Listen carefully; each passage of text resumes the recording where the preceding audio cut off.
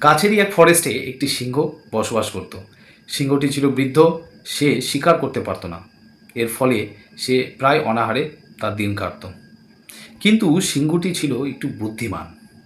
সে ভাবল, যদি এভাবে আমি অনাহারে থাকি তাহলে কিছুদিন পর আমি মরে যাব। আমাকে যে ফরেস্টের এই জঙ্গলের রাজা বলা হয়, এই কথাটি কিন্তু কী হয়ে যাবে, বিলুপ্তি হয়ে যাবে, আর কেউ বলবে না। তাহলে একটা বুদ্ধি করা যাক। কী বুদ্ধি?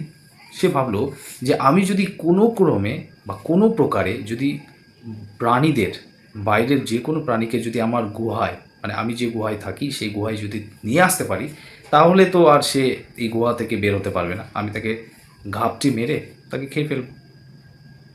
এবং এই মোতাবিক সে কাজ করলো। সে কী করলো?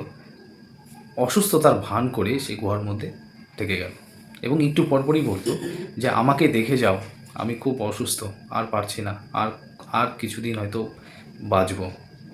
এইটার যখন অন্যান্য পশুরা সেই গুহার পাশে যাচ্ছিল, তারা কিন্তু শুনতো এবং শুনে ভাবতো, ও একদিন তুমি তোমার সেই শক্তির প্রয়োগ করে আমাদেরকে মারতে, আজকে দেখো কেমন লাগে। দেখবেন আমাদের মানুষের মধ্যেও কিন্তু এরকম প্রচুর লোক আছে। ঠিক একই রকম প্রাণী সমাজেও কী হয়, অনেকেই ভাবলো যে না একটু দেখে আসি, তো জানে কিন্তু যে ওখানে গেলে বিপদ, তাও কিন্তু বলছে না একটু দেখে আসি। তো এভাবে একে একে একটা একটা করে পশু সেই গুহার মধ্যে প্রবেশ করত। গুহা, সেখানে তো সিংহ আগে থেকেই ঘাপটি মেরে বসে আছে, যেই কোনো পশু প্রবেশ করতো অমনি তাকে মেরে খেয়ে নিত।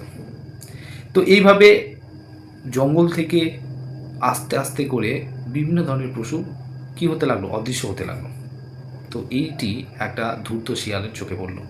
সে ভাবলো যে আগেও এই জঙ্গলে প্রচুর প্রাণী ছিল, হঠাৎ করে কী করে কমে গেল।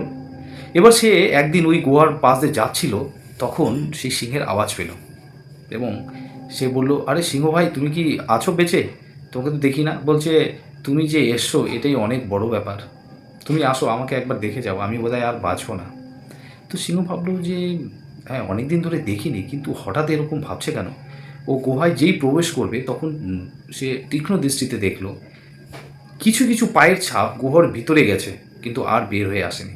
এর থেকে সিংহ বুঝতে পারলো যে যে এই জঙ্গলে পশু কমার পিছনে আসল কারণ হচ্ছে সিংহ। যারাই গুহার ভিতরে গেছে তারা আর ফিরে আসেনি। সে সেখান থেকে পালিয়ে গেল, সিংহের মতলব বুঝলো এবং গোটা ফরেস্টে বলে দিল, আর পরের দিন থেকে সেখানে কোনো পশু পাখি কিছুই যেত না এবং সিংহের অবসান ঘটল। কি দারুণ না গল্পটি? এই গল্পের মাধ্যমে আমরা বুঝি কখনো কখনো সময়ের সাপেক্ষে উপস্থিত বুদ্ধিকে কাজে লাগাতে হয়। নমস্কার।